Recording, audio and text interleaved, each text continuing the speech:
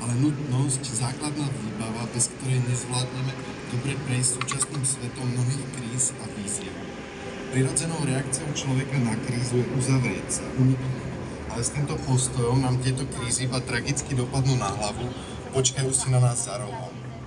Ak chceme výzvy dneska uchopiť ako príležitosti, potrebujeme práve otvorenú kultúru, ktorá nám v tomto stresovom prostredí vytvára možnosť reagovať kreatívne, inovatívne, môže nám pomôcť vďaka týmto krízam pochopiť to, čo nám teraz uniká.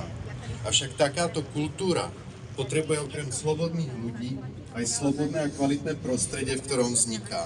Nesmieme nechať zvíťaziť toxické prostredie nedôvery, v ktorom je kultúra v permanentnej defenzíve, v ktorom musí kultúra každoročne dokazovať svoju legitimitu, v ktorom je kultúra iba ornamentom moci a je perverzných predstav o tom, ako má vyzerať. Kultúra nie je